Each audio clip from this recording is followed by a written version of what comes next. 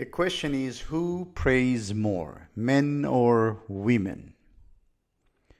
Who tends to pray more frequently, you think, men or women, and why? Research in religion, sociology, and health has often found that women report praying more frequently than men. Dr. McFray, who has been associated with Harvard Medical School, studied how people facing health problems use prayer. Her research emphasized an important point. She wrote, most people who pray about their health do not necessarily reject medical treatment. Instead, many people use prayer alongside conventional medicine or other complementary approaches. This is an important distinction. Prayer and medicine do not have to be seen as competing forces. Doctors diagnose illness, prescribe treatment, perform procedures, and care for physical conditions. Prayer may help people deal emotionally and spiritually with illness, uncertainty, pain, and fear. And it may offer hope, meaning, can offer perspective, and a sense of inner support. So we should not assume that someone who prays is refusing medical care. For many people, medicine and prayer have different but complementary purposes. She says that prayer for health was reported more frequently by women, by adults, beyond early adulthood, by people with higher levels of education, and by those living with chronic health conditions.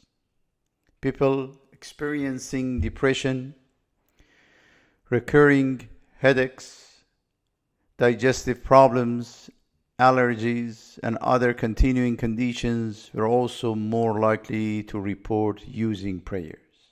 One possible reason is that chronic illness often brings uncertainty and limitations that medicine cannot always completely remove. When an illness continues over a long period, people may search not only for physical relief, but also for emotional strength, for hope, for acceptance, and meaning. Other studies also involving older adults have also found that prayer is widely used as a complementary response to illness, and that women tend to report using it more frequently than men. But why might women pray more? That's important question. There is probably no single explanation. I should say that first.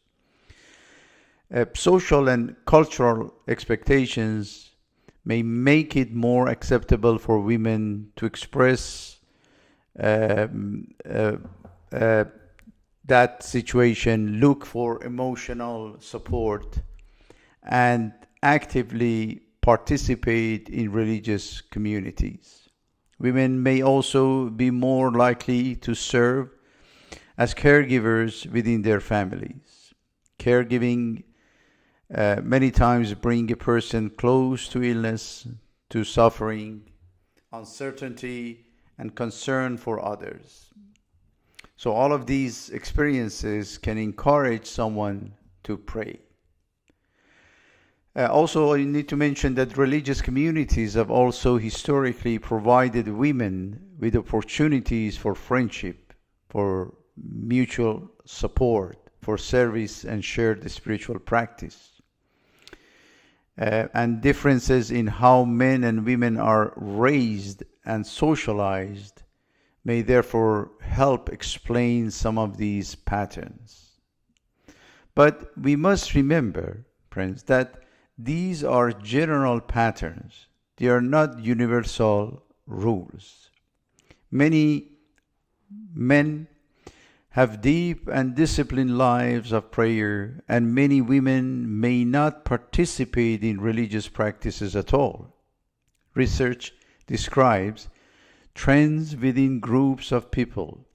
It cannot tell us the spiritual character of any particular individual. Another interesting finding from Dr. McFray's work was that the relativity that basically relatively uh, few patients talked with their doctors about their use of prayer. This may be because many people see religion and medicine as two completely separate subjects. Patients may worry that their beliefs will not be respected or taken seriously. Doctors may feel that the spiritual matters are outside their professional responsibility. Both sides may avoid the conversation because they are unsure how to discuss it respectively, respectfully, basically. But a patient's spiritual beliefs can influence how that person understands illness, or treatment, or suffering, or healing, or recovering, and death. Doctors don't have to judge or evaluate or agree with the patient's theology in order to recognize that spirituality may be important to that patient. A simple and respectful question about the spiritual beliefs or practices may help a doctor better understand the whole person receiving care. Again, the purpose is not to replace medicine with religion. The purpose is to recognize that human beings experience illness on many different levels, physically, emotionally, socially, and spiritually.